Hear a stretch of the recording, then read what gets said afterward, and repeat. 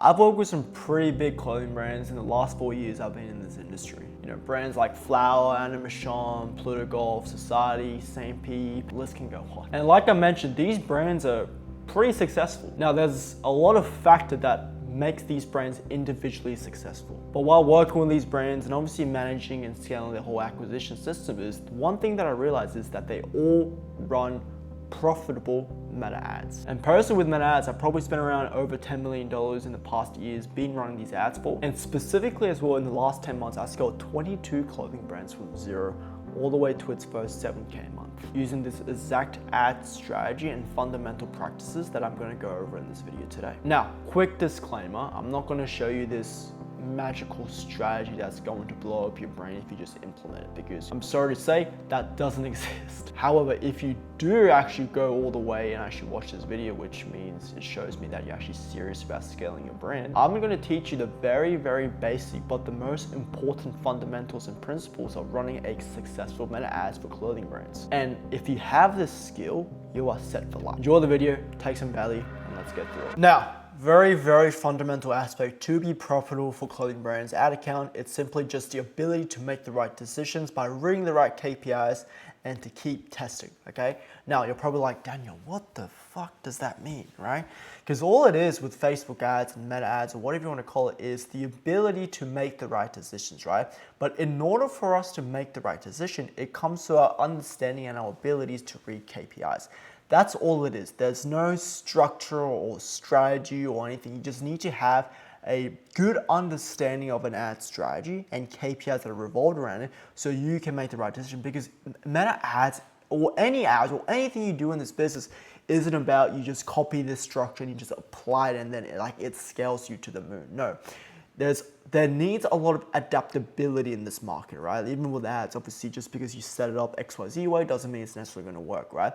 However, the people that are going to struggle with that is by watching a couple YouTube videos and play and think they've done it and they give up. Or the people that I can actually adapt, right? But for us to adapt, we need to learn KPIs. Okay, now there's 3 fundamental aspects we need to specifically learn and do to make our ads profitable, as you can see. Number 1 is what you need to do before the ads, right? Number 2 is the actual setup, and third is a post ads. And you need to treat ads like you go into an exam back in college or high school, right? And to do well in an exam, it's not necessarily how much focus or how much time or energy you put into the actual exam. Usually if you're going to do well in the exam, it comes the preparations before the actual exam. So for example, the materials you studied, how many times you put into it, if you studied the right thing, if you slept the right amount of time, all those type of stuff is actually going to determine the success of you completing that exam. And that's the same principle, right? Because I always like to say with ads, the game is won before the game is played, right? You setting up the ads, and you can probably tell this is the easiest thing that we'll go through today. The hardest thing is actually what we need to do prior to the ads, what we need to know, implement, do, set up the structure. And post ads is basically just our reflection of ourselves in exams and how we can actually improve this better. Because again, like I said, ads is a game that we have to adapt. Okay, it's an ever-changing game where there's people coming in, there's money being spent, and we need to adapt. And if we just keep doing the same thing over and over and over and over again, expecting different and scaling results, then we're completely delusional. Okay, so there's 3 fundamentals that I'm going to go over, which is what you need to do before the ads, the actual setup, and the post-ads launch. Okay, now logically speaking, I'm going to go through the what we need to do before the actual ads. Okay, there are a couple of things that we need to do that I'm going to specifically focus on today. Okay, I'm going to get my pen out. Number 1 is our KPI comms, knowing what type of KPIs we need to specifically look for in to be able to make the right decisions, and obviously setting up our comms accordingly, okay? Number 2 is focusing on our pixel conditioning, right? Pixel is basically look at your pixel as like the brain of Meta. If you have a smart brain, you're going to make better decisions, right? If the pixel is well conditioned in an ad account, right, compared to a bad conditioning of a pixel in another ad account, right? The better conditioned pixel is going to be in the position where they can make better decisions, right? So that's another thing that we need to go into. A third is setting up an audience segmentation. So that is basically our ability to tell Facebook the type of customers that come in, because at the end of the day, all that really matters is this, okay? It is our CAC over LTV, which is our cost per acquisition. So how much it actually costs to acquire a specific customer over the lifetime value of that customer, right? And the game is, if you can acquire a customer very cheap and they stick around and buy from you consistently years a year, that's you won, right? Because quite frankly, your acquisition cost, the cost to acquire customer, the more colder you go, the more scale you go, it's inevitably going to increase, right? It's inevitable. So even the reason why we have to set up an audience segmentation before we actually run the ads is we know the type of customers that are coming. Because obviously, if we're getting a customer that is extremely cold, that has never bought from us before, right? Obviously the CAC to actually achieve that, so the acquisition cost to achieve those type of customers is going to be more expensive than people who have maybe already bought from you because they already trust you, etc. There's a whole reason behind that as well. But that's the fundamental aspect in terms of the whole point of setting up an audience segments, okay? Fourth is obviously setting up the ad account, right? In terms of right post ID and everything. Fourth is payment details. I think this is super underrated because we want to have at least one main details of our credit card, and then second is backup, because every time your ad pauses because of credit card issues or payment issues, right? What it actually does, it sort of restarts a learning phase, okay? And what a learning phase is basically Facebook's decision to get data. And if it suddenly stops, you have to understand, Facebook doesn't really know why it stopped. It just thinks it stopped because if it stopped, then obviously Facebook thinks, oh, I might be targeting the wrong people and it's going to go to somewhere else. That's the main principle that I want you to think about. So payment details needs to be set up properly. Working out the brand unit economics or logistics, right? Working out target ROAS, break-even ROAS and everything, okay? And this video is a beginner guide, so I'm gonna not go too much in depth, right? And lastly, which is the most important part of it all, is our creatives, okay? Now, first things first, I'm gonna go over is the KPI columns, okay? So a couple KPIs that we need to specifically hit is obviously the return of ad spend, right? Which is how much for example, if I spend $1, I get $3 back from the ads. We need to know that, okay? CTR specifically, let me put this link click-through rate, which is the ability to see what type of creatives are working specifically within our ad account, right? It depending on the niches and verticals and obviously the type of audience you have built up organically as well. But usually a good CTR rate between a static images is anywhere from 1 to 3%. And anyway, video is obviously going to have a higher CTR, right? It's going to be anywhere ranging from 5% plus, okay? But the reason why I'm going to go into this in terms of creatives, the reason why I always go into detail in starting an ad account by testing out static creatives first is because number one is we're able to produce more volume, right? Meaning if we produce more volume, we're going to be in the position where we can also test faster, right? And we can validate our angles, right? And once we validate our angles and concepts within the actual static images, we can translate that into a VSL. There's no point spending time and money and getting UGC people to make a type of video if we don't know or have a winning angle offer a product. There's no point. We can work those out with a static images. Why? Because it's cheap, we can do it fast, and we can validate those three things, product, offer, angle, fast as we can, all right? So let's go sort of sidetrack, okay? So we have ROAS, click-through rate, and then we have the frequency of the ad, which is basically how many times your people have seen it. And frequency is one of the biggest KPI that we specifically look at and to determine if an ad is fatiguing or et cetera, because it basically shows if we have a frequency of 3, that basically means that specific creative has showcased to the same people 3 times now. So they have seen that creative 3 times, right? Frequency isn't really determined by, oh, if you see the number 5, it's done, it's fatigue. It's more about, number 1, the amount spent towards the actual creative itself. And number 2 is a timeline. Because again, if you have a new creative that you launched last week and it's already hit a frequency of 5 and you spend $40 on it, obviously that's a well-fatigued audience and obviously something's wrong. However, if you've been running the same ad for over a year and the frequency is 4, that's not too bad, especially thinking about the actual amount spent in relation to the frequency. So that's something where you need to watch out, because I feel like so many people get this wrong in terms of frequency. People just think frequency is just a number and you determine if it's fatigued or not. No, you need to sort of work backwards and reverse engineer the timeline of the ads, if it's been paused or shot off, and the actual amount spent with it as well, okay? So we have ROAS, CTR, frequency, and obviously I like to call the spread. So these are basically our main 4 primary KPIs, which is the only thing that I'm going to go into, because there's 30 other KPIs, but quite frankly, if you're just getting into meta ads for your clothing brand, these are the 4 main things that I need you to understand. Spread is basically the ratio between the purchases that you're getting, the add to cart, right, the checkouts initiated, and the content views. Obviously, we can work out the cost per and sort of work reverse engineer it, but the spread that we ideally want, okay, put to another thing is basically 1 purchase for every 3 checkouts initiated, okay, for every 6 to 8 add to carts, right? And the reason why this is probably one of my favorite metrics to analyze for a new ad account is because we can easily determine if we are specifically having a landing page issue or a specific ad issue by looking at the CTR and the spread ratio, right? Because if we're an understanding where if we're getting close to this ratio and we're getting 8 add to carts 1 purchase, we can see the ads, and obviously in relation to the conversion rate as well, we can see the ads are doing its job. But if you're in a situation where you're getting a hella add to carts but no sales, we can always look at the landing page, right? This is like the easiest way to sort of analyze and pinpoint. Obviously, this doesn't necessarily tell if the landing page is an issue directly, right? There are other metrics like conversion rate. You sort of have to add a heat tracker on your website as well in terms of where your customers are spending the most time. But another reason why I love the spread so much is because you can always identify if a sale is lucky, right? Because when we're scaling and when you see an ad, oh my God, I'm getting sales. Oh my God, I got 3 sales already, right?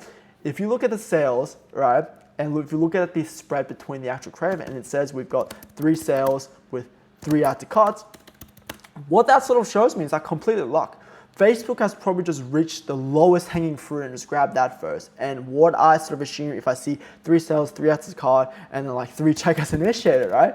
I'll probably assume that it's not going to do very well. The main thing that I always look at for a good ad, again, this is why I say you need to understand your KPIs, because to make decisions, you need to understand all this stuff, okay? That's why I always have to look at the spread to determine if the sale is luck or not, okay? Now, I'm not going to go too much into detail with the other KPIs, but these are the 4 main KPIs that we need to specifically do, okay? Now, for the audience segmentations, you can do this into audio segments if you want. Well, I do have a full training in terms of what you actually need to do specifically. If you want that video, just send me a message on Instagram. I'm happy to send that over to you. But in terms of audience segments, I'm just going to copy and paste this. There's only type of 2 things that we need to do, right? 2 types of audiences. Existing audiences, right? So targeting people that are already existed not existence, should be engaged audiences, right? People who have already engaged into our content, our followers, and tracking those type of people that have bought from us, because those are very cold. And obviously people that have not engaged, right? Not engaged audiences, right? Meaning our cost per acquisition, again, sort of going back to CAC and LTV, we can sort of almost negotiate if the CAC is going to be higher on the non-engaged audience, because the problem is when we're scaling, our CAC is always going to increase, because the colder we go, the more colder the audience is in terms of what we're trying to do, right? And however, if our CAC is really high and we're only getting engaged audience, that's a problem. We have a middle from bottom funnel issue in terms of creatives, organic, or stuff like that. So just by understanding this KPI, you can already see the ability to find bottlenecks, because like running ads for your brand, the data it gives you inside Meta ad account, it shows so much data to pinpoint exactly what bottlenecks you are and exactly what we need to fix, even if it's outside the ad account. Even like example I've given you with the spread, right? We're able to go down like the website route just because the spread isn't right? It's a very good assumption, and we don't want to make a decision just because the conversion rate is 0.5% or it's 3%, because how do you know the type of lead quality that is coming, right? You don't know, right? So those are 2 things. So engaged audience, non-engaged, the 4 KPIs, and obviously ad account and payment details.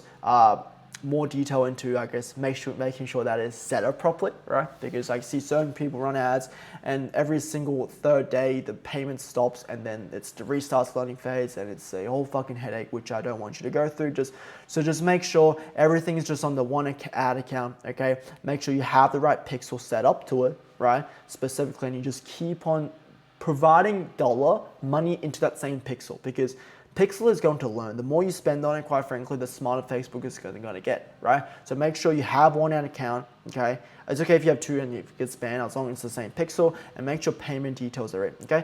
Now, 2 more things we need to sort of discover before we actually need to run ads. The second last one is actually working out the brand unit economics, which is basically the logistics of what we need to do to make a profitable ad, which is very important because so many people want to run profitable ads, but they don't know how much they need to spend. They don't even know the specifics of what they need to do to get there, right? And there's a lot of people and a lot of clients that I work with, we sort of, again, this is depending on your margins and AOV and everything, but to work out your brand unit economics, there's only a couple of things that you need to set. So there's 3 things, right? So there's a result ROAS, so the actual ROAS we're achieving inside the campaign. The second thing is a target ROAS. Hold up, target ROAS comes third. The second thing is a BE ROAS, which is a break-even ROAS in terms of what return of ad spend do I need to hit to sort of be break-even. That's basically it, right? And then we have a target ROAS, which we use for scaling, okay? Now, the reason why we have to set this up in terms of brand unit economics is because we want to make decisions of actual numbers. We don't want to make decisions of, oh, we're getting sales, so we're gonna spend a lot of money, all that dumb shit, okay? We want to run a business, and to run a business, we need to make the right decisions, right? So 3 things.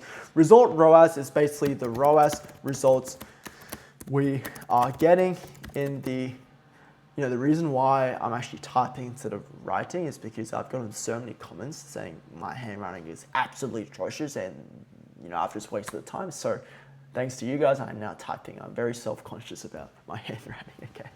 So result ROAS we are getting in, ROAS result we are getting in the actual ad account, okay?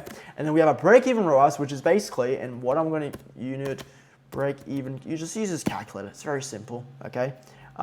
It's basically your product selling price and your product cost. So for example, if I'm selling a product for $50 and my product costs $20, then my break-even ROAS is 1.25, meaning if it's anywhere below 1.25 inside my ad account, then I'm losing money. If it's anywhere above 1.25, then I'm gaining money, which is a very good thing, right? So what I want you to understand is if you have a campaign though and you're advertising more than one product, instead of just individualizing into one product and seeing your average break even, I need you to sort of average out the cost of the product selling price and then average out the product cost, and that's your average collection break-even ROAS, and that's how I need you to calculate it instead of just going through the individual product by product, okay?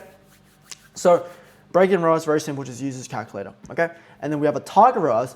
Let's just say it's, for the sake of this example, our break-even ROAS is 1.25. So if your break-even ROAS is anywhere above 1.8, that becomes a bit of a problem for scaling just because it is hard to achieve at high ROAS at scale. So I will try and work at the logistics and operations first before we actually get into that aspect. But in terms of the target ROAS, it's basically a ROAS we set between me and my media buyers and the clients as well. So if we hit that ROAS, we're going to scale our budget or horizontally. Okay, simple as that, right? So usually I would do is, for example, if the client's break-even ROAS, if I have a client and I have a clothing brand, the break-even ROAS is 1.25. Usually we set our target ROAS to 2.25. Anyway, what am I doing? 2 to 2.25, anywhere between that. So it's 1 plus of the break-even ROAS, okay? Now the reason why I'm gonna set these numbers is because once we go into the ad account, we don't have to think about, oh, my product, we just know our numbers, right? So very simple unit economics. Obviously, I think I have a video that goes real just deep into this. I might have to link it, but I don't know, depending on how I feel. But this is the basic stuff that I need you to do. Okay, now, creatives. This is the most important part, which is basically our inputs. Creatives are what's basically going to determine if your ads are going to be successful or not. Creatives, and I'm actually going to type this. Creatives over ad structure, okay? I'm going to go into the specifics of the ad structure, what I recommend in terms of first starting an ad account, but creatives are everything. And to make winning creatives, like I said, I want you to be in translation. Let me just expand this, of static first, right? And then translate that into a VSL video, right? Now the reason why I want you to use static, right? Volume, we're able to test more creatives at a higher volume state, right? Cost, it's cheaper to make, right? Even you can do it yourself, right? If you know the type of creatives you need to make, right? So volume, cost, and obviously speed, the ability to test faster because we can produce those faster. Like me and my clients were able to produce like 20, 30 different types of angles of static ads, right? Okay, necessarily our CTR is going to be much lower than an actual video, but what we're going to do and the couple things that we need to find within our actual creatives into ad account is obviously the product, the best product that is working inside the ad account, right? The offer that you're running, and obviously the angle. And what I mean by angle is basically the messaging of the product. For example, if I'm selling a deodorant, right? What is the type of angle that is working best? So the different types of angles, I could be making a comparison angle in terms of the actual quality of my deodorant in terms of how long it lasts, or I could go down the angles of the smell. You see how there's different angles depending on the USP and the EVP of the product. So to make a winning creative, obviously we have the product offer angle that we need to test, but there's a couple of ways we can make a winning product, which is obviously a USP, right? We have a USP. Sorry, my dog's there. USP, and then we have a UVP, so the value proposition, the selling point, and the brand messaging, right? And leveraging, right? Leveraging what the best advantage you have within the brand and product, right? And that's where we sort of want to try and find our angles. Obviously, this really depends on the niche, the vertical, and whatever industry you're in, okay? Even with clothes as well, okay? Obviously, I only work with clothing brands, okay? I don't know why it's thought of deodorant, okay?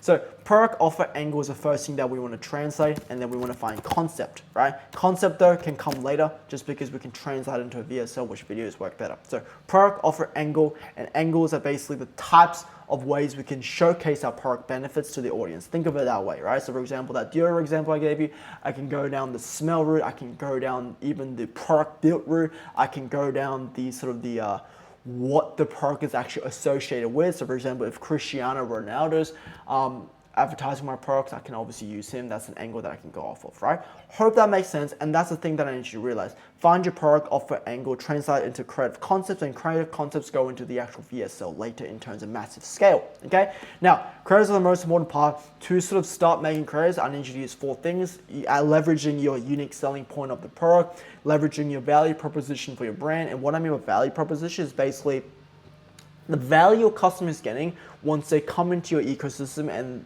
your customers buy from you. So for example, Louis Vuitton, people don't spend $10,000 because the value of it is the product value and the design is so good. No, the value is emotional status, right? It's a status aspect, so that's a value. So for your brand, what is that specifically? There is a brand messaging in terms of the type of message you want to portray, right? If you have one, and number 4, this leveraging aspect, right? So that's the stuff in very, very short stints, minimum what you need to sort of cover. Now, the second thing that we're going to go over is, let me actually make this bigger. I have no idea why I made these so small. Like, the funny thing is with Myra as well, like, I started very small, and then as I'm like presenting to you guys, I go bigger and bigger and bigger, and then what ends up happening is just like, I just uses everything, it just goes bigger and bigger. Like, I start off this, like this, and then my second presentation I use in this just go bigger, and it just goes bigger. Sidetrack, okay. Anyways, number 2 is the actual setup, building out the strategy, and it's very simple in terms of how I want you guys to set it up. And obviously this video is for beginner, so I assume people that are watching this are very new to the ad account space, don't really have an ad account, or hasn't spent above $10,000, right? Very simple, just try and consolidate your data, okay? I'm gonna write this because it's very important, okay? What I mean by that is just try and simplify everything you do in terms of the ad setup, because if we give Facebook's too many options at once, right? Especially if your pixel is dumb because you haven't spent money, right? The ability to make decisions is going to be far less than brands that have spent millions of dollars inside the ad account. That's the thing that I want you to realize. So 1 campaign setup, right? And then we have 2 ad sets, right? And then we have iterations of that concept. Okay, simple as that. Okay, and between ad sets, I always like to go through one of these, right? So product offer angle, depending on what I'm testing first, and have that as a group, as a main concept. For example, if I want to test out a specific product, I can have 2 ad sets when I'm testing. So ad set 1 can be jeans, and then ad set 2 can be hoodie, because I'm testing the products, right? If I'm testing the offer, I can have a 20% offer, I can have a 30% offer. If I'm testing the angle, I can have the deodorant example, vice versa, right? So it's always start off with 2, and then I would always try and test the product offer angle in sort of, I guess, in any order, right? But only start with 2, because I feel like for me personally as well, when I'm coming to a new ad account and you have like 3 to 4 ad sets, especially if it's at like a CBO budget or an ABO budget, it's very, very difficult to sort of I guess, for Facebook to spend the money the right way, right? So that's another thing that you can watch out for. And then in terms of the ads, for example, if I'm going on the product route, you just want to have 3 to 5 ads, right? Obviously, if we're testing product, the creative variation doesn't really matter, so put any creatives around that product, etc., etc. And the thing is, we want to test. So in terms of setup, you guys can see it's very, very simple. And obviously, the reason why I'm not going to go too much into the actual complexity depth is because I already have an hour video explaining in depth and what I actually do inside the ad account. I might add the link in bio. I don't know if I will, but I'll add that in bio, okay? Now, after that is post-ads launch, the ability to make the right decisions, understanding and reading your KPIs, right? And the main thing that I want you to understand is keep following the specific testing structure. Don't fall for the shiny object syndrome. Just because you're not getting any sales doesn't mean ads are not going to work. Just because you are getting a lot of sales doesn't mean the ads are going to work extremely and you're going to be rich. Vice versa. The thing that I want you to understand is just keep focusing on the inputs, and I can guarantee you the outputs and the results that you want are going to come. And what I mean by that, right? The brand unit economic setup. Are we hitting ROAS? Are we hitting target KPI? Is our KPIs good? Are we testing enough consistently? Just keep that consistent. It's like going to the gym, right? If you want a six-pack and you consistently do the right exercise every single day, even though the results aren't immediate, you're going to see the results come. And that's the same way I need you to think about it, right? And post-ads launch, all this is, if this is a setup that you're going to run, you still need to just keep on testing, right? Go through the KPI. Is a ROAS in check? Is a CTR in check? Is a frequency check? Is a spread in check? If it's not, kill, replace. Maybe another pro. If you have a jacket that you want to test, right? If you're done with product and you sort of found the best type of product, move on to offer, angle, and build it up. And the thing that I want you to realize is start doing this soon as possible. And I see so many people getting the concept of, oh, I'm going to run ads when I make $1,000. I'm going to run ads when I build more of an organic following. At the end of the day, these are the stuff that you need to do anyways in the first place, okay? And that's the most important thing that you need to realize.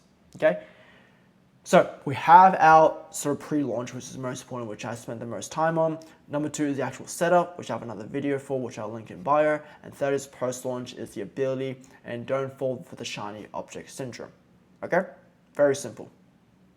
Now, if you're a clothing brand that has a really good product, but you're not getting the sales that you want or you deserve, book a call with me down below to speak to me and my team one-on-one.